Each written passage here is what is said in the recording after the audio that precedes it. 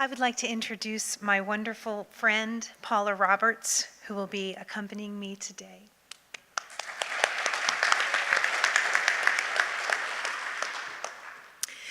I'd like to sing a song by John Jacob Niles, who is a Kentucky resident. Yeah, right? Yeah. It's called I Wonder as I Wander.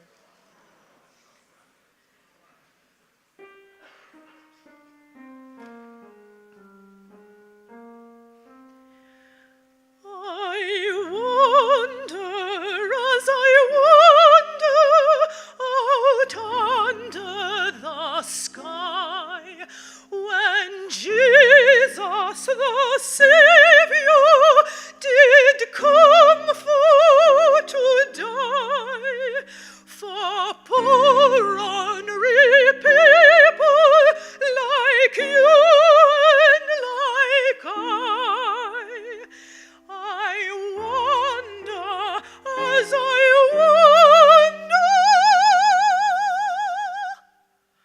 out under the sky.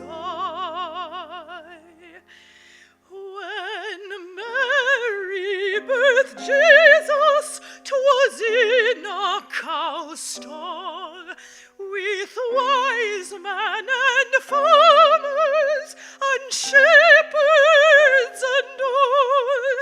But high from God's heaven a star's light did fall, and the promise of the ages it then did recall. If Jesus had wanted for any wee thing, a star in the sky or a bird on the wing, or all of God's angels in heaven for to sing, he surely would have it, for he was the King. I wonder as I wonder out under the sky, how Jesus the Savior did come for to die for poor ornery people like you and like I wonder as I wonder out under the sky.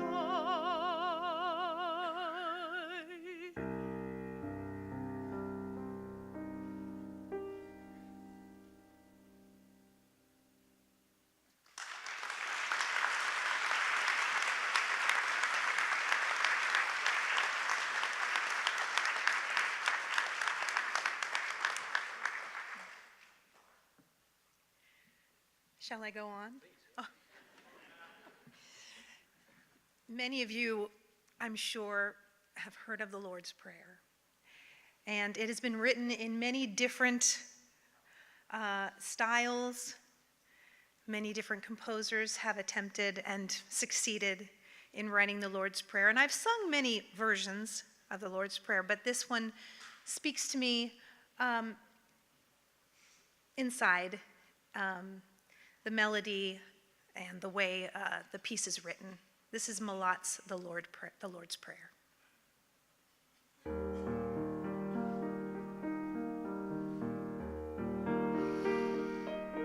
Our Father,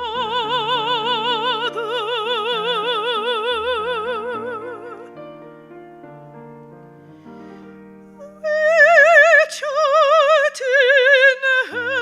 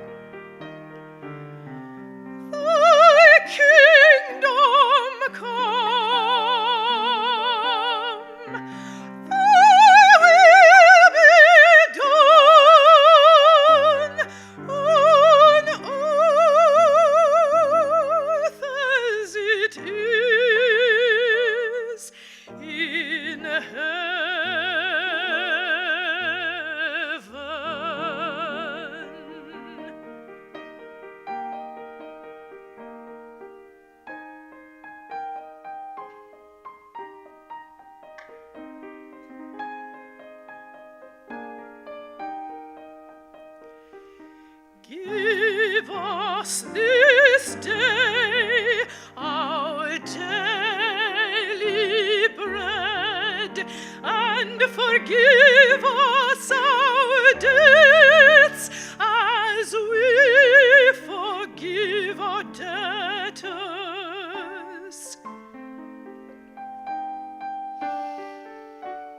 And lead us not into temptation, but deliver us from evil. For thine is the kingdom, and the power, and the glory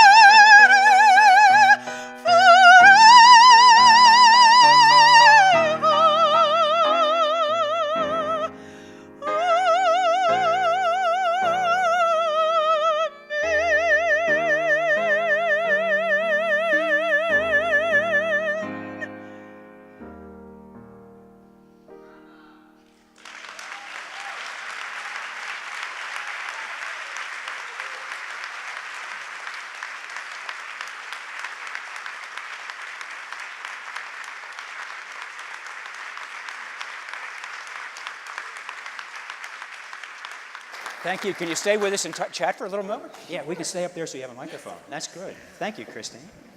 Fantastic. Now we had a very different kind of a feel, didn't we, from our sort of quiet with the bow and some really expressive, out there, really strong stuff. And I think I wanted to ask actually Christina something first. You have a very special kind of connectedness for music in your family. And your husband is a musician and both of your children are. I wonder what it's like to actually be in a family where music is shared so much. Well, it's an awfully loud house. We have earplugs all over It looks the like home. Ben found a seat for you. That's great. That's a lot easier. Yeah. Thanks, Ben. Yes, so our children have sort of followed in our footsteps a little bit. Our son, well, first of all, my husband is a trumpet player, plays with the Louisville Orchestra. I actually came from Virginia and moved here with him, so my roots are sort of have some here now. And my son, Nicholas, who's getting ready to graduate from high school, he's a trumpet player. How do you figure that, right? And my daughter is a singer. So, yes, so they couldn't really avoid it. Yeah. But yes, a lot of music going on in our home. Yeah. I wonder if music does tend to help us build families with people in our lives, with people that are very close to us. You certainly have someone that's close to you that music bonds you in a way. But I wonder if that helps us also with a family of people in our communities and across continents. It helps to build that kind of a family feeling. What do you think, panelists? Does it do that? Yeah. Yeah, I mean, Or am I overstating things? I think it can. It's not a guarantee. Right. And it's wonderful that your kids are able to be with the same instruments. Our daughter started on the cello, but that didn't last too long. She plays the trombone, which is about as far from a cello as you could get. Yeah. But when they're playing together, it creates, I'm in awe of the talent and expressive unity within my own family. And then my daughter plays klezmer accordion as well. So we have a very interesting mix.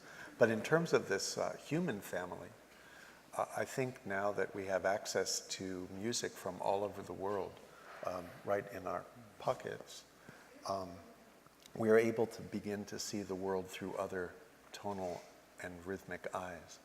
And I think, Yo-Yo Ma's Silk Road project is something that has really brought into the world an extraordinary breadth of different expressive modes from the multiple nations that, I don't know if you're familiar with it, but there's a wonderful documentary about that film that I would recommend to everyone. Ming Tong, your work has been on sound healing, I believe, isn't it? And use of sound in meditation and healing. And it's, I think, a different tradition than the Lord's Prayer. And I wonder if perhaps you could reflect on some of your work and how it maybe contrasts, or perhaps there are even some commonalities with the kind of music that we heard from Christina and the folk work that we heard from Ben and Julia. First of all, I'm not an expert in music, in sound, in science behind that neither. So, but I can really feel the music, feel the amazing energy you shared with us, all the musicians shared with us. I think many of you, all of you, right? Feel that, feel it in your body.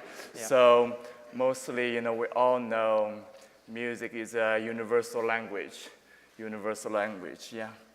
And it's really the language of the heart. I would say the language of the whole body, language of the soul. And so this musician, what we just experienced, is really putting us into that state. And it's very interesting because today we're speaking of how we transcending this narrow, dualistic mind programming, so can come to the heart directly and embody, activating the wisdom of the heart. I think the music is powerful, one of the most powerful way for us to access that. And even I wasn't born as a musician, still don't know how to sing. Part of me I wish I can sing like you. So if many of you feel this way, it's wonderful, inspiration, but also you still can do without being, perfect professional musician or singers. And because there's so many ways to access that. Not only just listen to the music, but also you can activating the music inside of you by making the sound, as Juilliard, in the beginning, inviting us.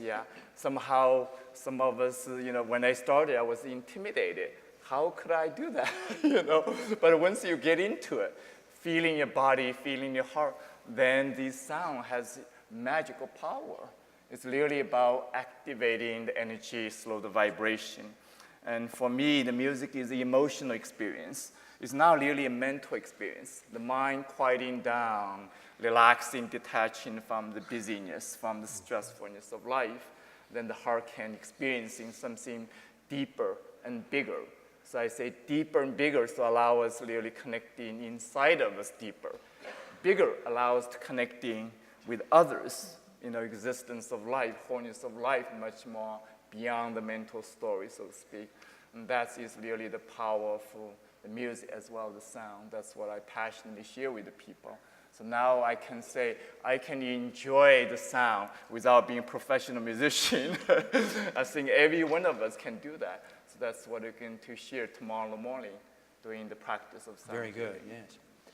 I think we're going to now hear some other music, unless there are other things that the panel would like to say. We're going to move on here. Very different kind of thing. I would just like to say one thing off of what he was saying. It was really very deep and meaningful. I feel like you said, I was intimidated at first, but I think you just let go. And when Ben Soli was singing, I kept hearing that phrase, let go, let go. And I think a lot of times we don't let go. And as a performer myself, I actually have to let go. I can't think technically when I'm singing a piece that I believe so deeply in my heart. Sure, when I'm on stage singing, Rigoletto or one of the other operas that I've sung, I have to think a little more technically. But for these kinds of pieces that I sing, I have to let go. And I just have to put myself where they are. And that's how you bring the people you're singing to you. Yes, so that says something about connectedness, doesn't it? It does. If you can't let go, are you really going to connect? Right. Right. Okay. Thank you so much. Thank you.